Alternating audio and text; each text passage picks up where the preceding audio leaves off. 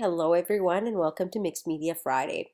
What I've done with this page is I actually covered it with some gesso because I had painted over it, and I'm just spraying a little bit of water. I'm going to be using some Tim Holtz Distress paints. They're amazing. Broken china, peeled paint, antique linen, and rusty hinge. And all I'm going to do right now is just daub it all over the place. So just randomly throughout my page.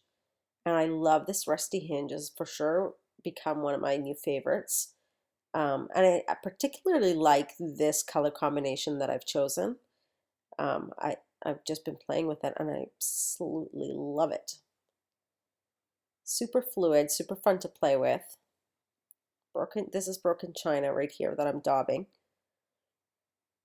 And then I decided not to use the antique linen in the end. It just didn't quite work for me. So what I'm doing right now is I'm just spraying some water throughout and allowing the colors to sort of run into each other.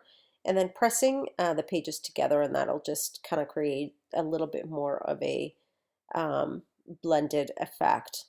And turning the page here and there just so that so the colors just blend a little bit more with each other. And I'm trying not to get the edges too much.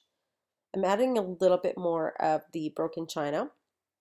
And what I love about these Tim Holtz Distress paints is that you don't actually have to worry about contaminating the tips, which I absolutely love. And there's so many that unfortunately do get contaminated. So it's a feature that I absolutely love about these guys.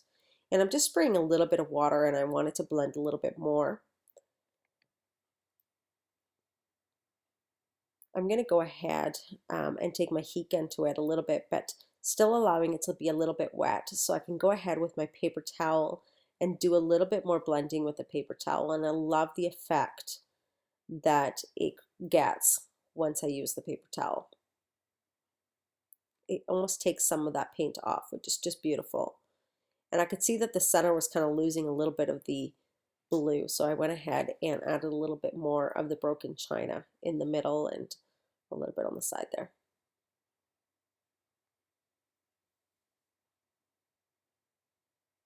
Put a little bit on the top, and then again with my paper towel just rubbing it to create a distressed look. Once it's totally dried, I just grabbed some gesso. This is some Liquitex fluid gesso and a little bit of my brush, and I added some to the tips. Now the brush is wet, so I dipped it into a little jar of water so that the gesso would be flowy. And so I keep dipping my brush into the gesso and into the water, and it allows the paint to drip down the page, which is the effect that I want it to have. Of course, it's a little bit challenging to do it on camera, and then I'm just spraying a little bit of water just to help it drip down a little bit.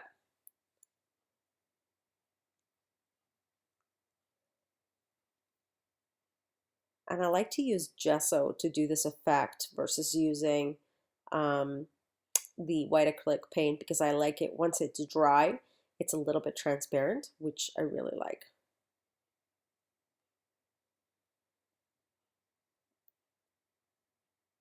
I'm now doing it on the other side as well so that it drips down from both ends.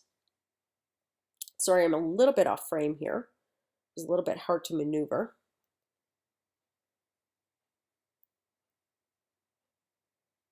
And if I just got some chunks there, so I'm just helping it with my brush a little bit to drip down. And then I'm going to go ahead with my heat gun at the end of this and dry it really well. I'm going to take my blood orange gelato and apply a little bit of red throughout, and then take a wet paintbrush and a little bit of water and blend the blood orange into the page. And this blood orange is actually from, it's one of the new colors that Design Memory Craft has added to their collection, which I'm really excited about. Really awesome color.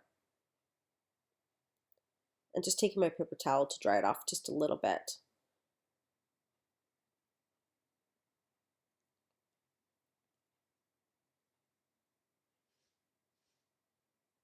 Next, this is actually a napkin I found and I really love it. So I went ahead and actually fussy cutted all these butterflies.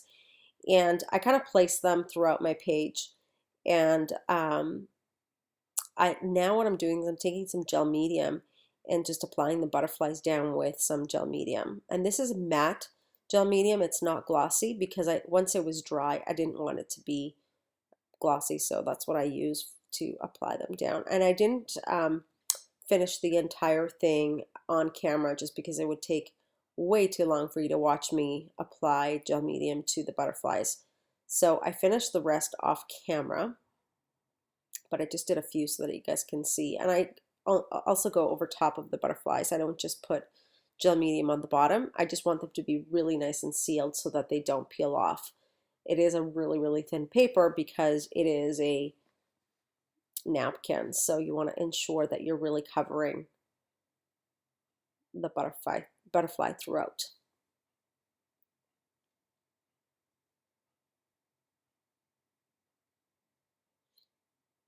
Now I'm taking some Peacock Feathers Distress ink and the Crafter's Workshop Mini Tiny Circles, and I just want to add a little bit more texture to the page. And so I'm just applying it with a color. The reason I picked this color is because it still kind of blends into the page. It doesn't completely just stand out like a black would. And I just love this color. It's one of my absolute favorite colors of the Distress inks. I just absolutely love it.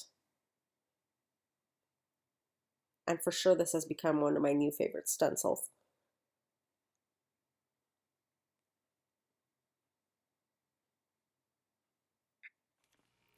Next, I'm going to take one of my favorite stamp sets by Unity Stamps, and it's called Inspire Words, and it's a Donnie Downey stamp. And I'm going to actually go ahead and stamp all these words on the page using Stays On ink. Now, you want to always use, whenever you're creating mixed media, it's really always great to use a permanent ink, such as Stays On or Archivers, because you want to ensure that if you do apply any other water or any other medium, it doesn't actually run down your page. So just something to watch when you're creating mixed media. If you're going to use a water-based color, then it is going to run, especially for a word.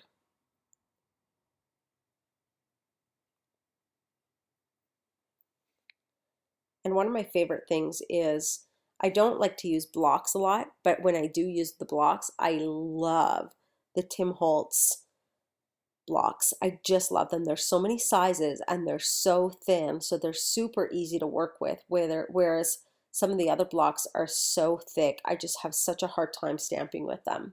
This, you have so much control, which I absolutely love, which is why I usually don't use blocks. So they didn't quite stamp as dark as I wanted to, and I will go over them again. I'm now taking a barn door distress paint and a little bit of gesso and blending it together. Just taking a paintbrush and blending it. And it'll create kind of like a pinky red, if you will. And then what I'm going to do is apply a little bit more gesso on the side and take one of, any circle stencil will work for this technique.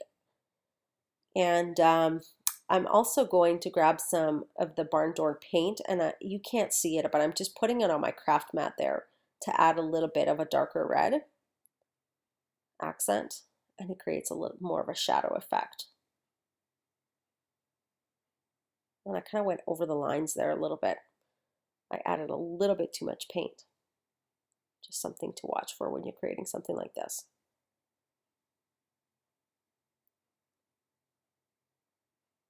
And I'm just blending the two colors together, or the three, I should say. The pink I made, a little bit of the white, and then always adding a little bit of that red that's on my mat. And the swirling of your fingers creates a really, really beautiful effect.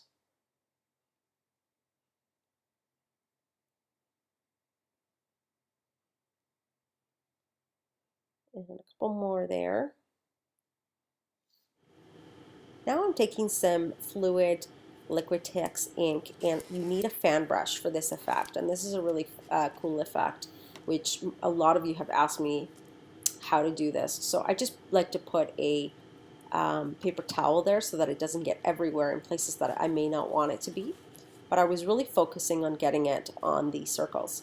And a fan brush really does create that really cool splatter effect, especially if you use an ink that is really fluid. So for something like this, go get yourself some fluid ink. Or the other option is you can take some acrylic paint and you add a good amount of water and you'll get that same effect. The best for this effect would be to use fluid acrylic and water versus a heavy body acrylic. You'll get a lot more splatter marks if you use a fluid acrylic. And I'm just splattering right on the circles.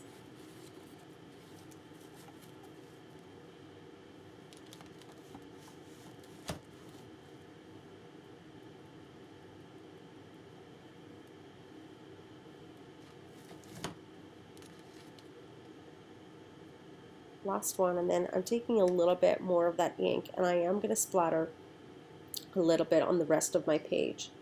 I just didn't want too much as I was creating that effect. Just very little throughout.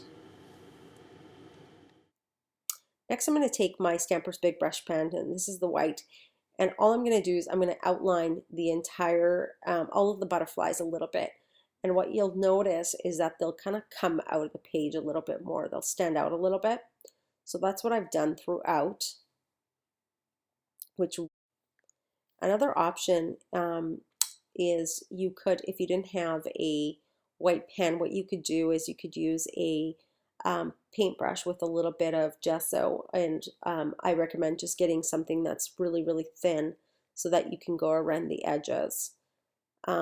But you know, the Stampers' Big Brush Pen by Design Memory Craft is just fabulous. And I can't always find a good white pen, but I'm going to say that this is for sure one of my absolute favorite white pens that I've had the opportunity to play with. And all of these are India ink, and they're just absolutely fabulous.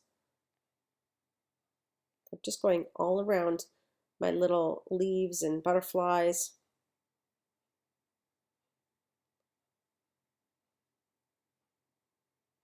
And I just find they just really pop.